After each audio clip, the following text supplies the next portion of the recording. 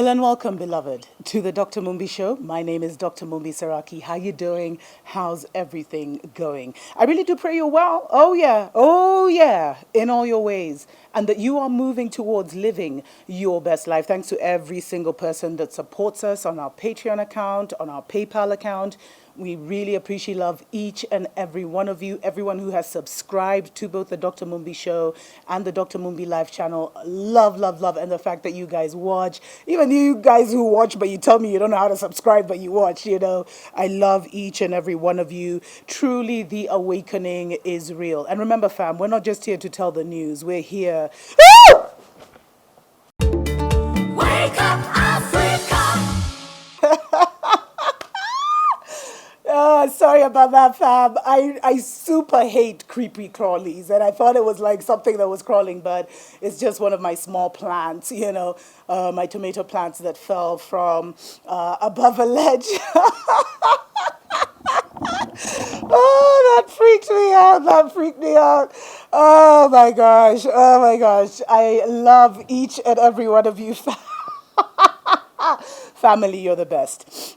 Thanks to everyone that also plays our shows across the Caribbean. Shout out to Rodniel. I don't know. I don't know if I'm butchering your name, but thank you so much for sharing our shows, on your radio show. For everyone who shares our shows, even in the US, on their different podcasts and stuff, and the messages that we're giving, we absolutely appreciate love each and every one of you for that.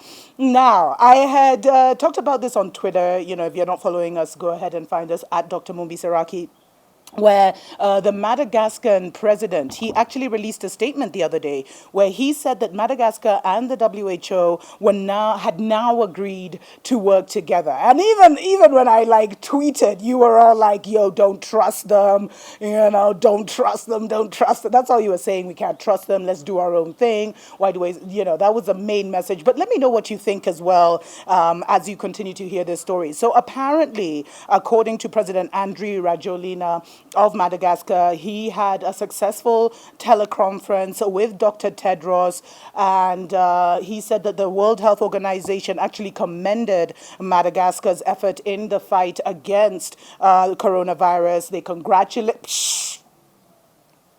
Are we still gonna fall for this? Like for real, for real? Because allegedly they congratulated, Madagascar on the discovery of the COVID organics. They said that they would want to put it into clinical trials. So the president, President Andry said they were going to sign a confidentiality clause on its formulation. Do you trust these guys? Has Coca-Cola ever given their formulation? You should you don't even want to, list it. Let me know what you think, guys. Because what they said, actually, someone emailed me and they said that there's already like an Artemis herbal company that's either started or had started before that's now selling Artemis tea in the divided states. A lot of you were fearing that, the Western nations would get their hand on COVID organics and then re-engineer it or reverse engineer it so that they could figure out how it was made. But maybe Artemis is just one of the many herbal ingredients, I'm sure some are even just indigenous to Madagascar. But do you think really that President Andry Rajoelina should really trust the WHO? All of a sudden, Tedros is like now his best buddy and wants them to do business. And but one thing I loved is President Andry also said that they would sign a I don't know about this confidentiality agreement. I don't know, fam. I don't know. Just let me know what you think in the comments, because I'm like, I don't know. Are we too paranoid just because we're too awakened? What is it? Because I know there's also many of you who also see it the same way that I do, fellow comrades, for real. I don't know. Fam. And they said that, the World Health Organization was ready to support clinical observation processes in Africa. And I don't know if that's something specific that the president was saying, that, he didn't want the trials, because the trials would not be done anywhere else.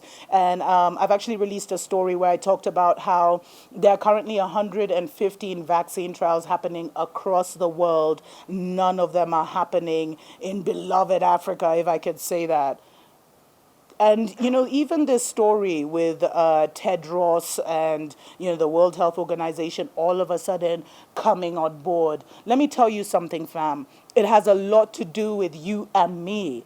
And, us coming together and making our voice, because we energetically and spiritually put so many, good vibes behind COVID organics that there was no choice. And also, we got to give credit where it's due, especially with President, Andry Rajoelina of Madagascar, because he stood his ground. He released very bold statements where he said he didn't care, whether the West agreed or not. He even accused Western media who tried to they always try and embarrass you and make you look crazy or stupid.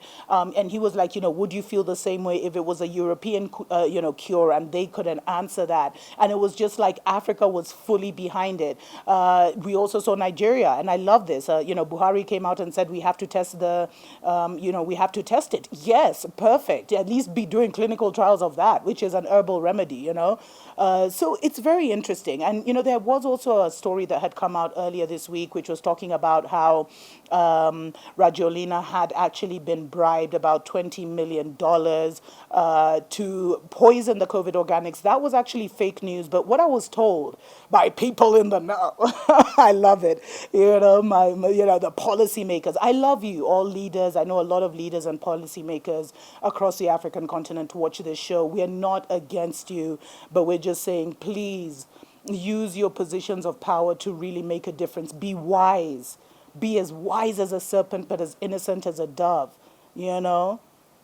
Just find ways to wiggle past, the brotherhood, so that Africa doesn't get taken out, which will never happen on our watch stories for other days.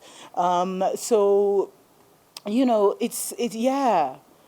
Let me know what you think. And I just wanted to read this one quote, actually, where Rajoelina, he said, we discussed how to work together on therapeutics research and development, and we agreed that solidarity is key to fighting the pandemic and keeping the world safe. And this is exactly what I was saying about, how our voice is really influencing policy decisions, not even on a national scale, but on an international scale. And that's the unity we need. Even if we have a unity in voice, it means that we have a unity in spirit.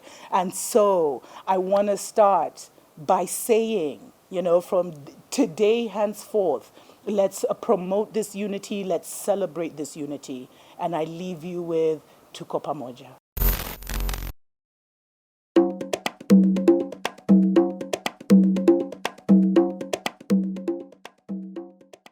I'm from the government, and today I want to unveil our new message to immigrant key workers.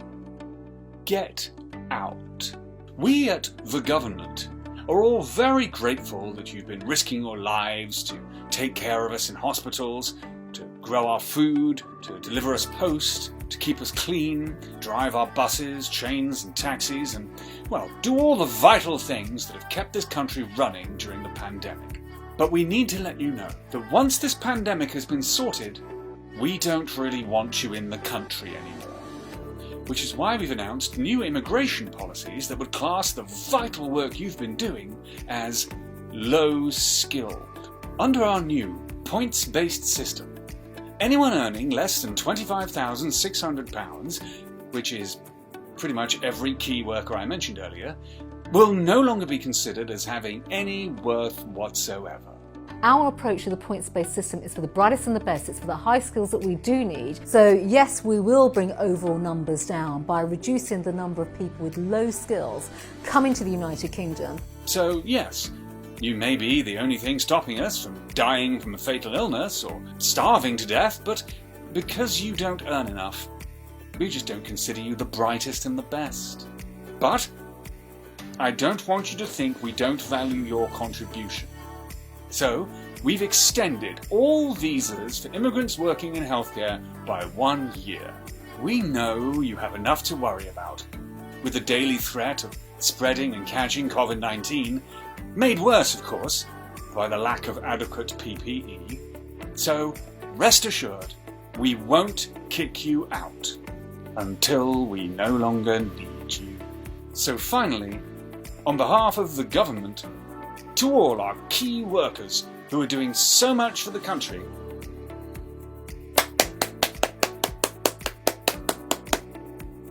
thanks a lot.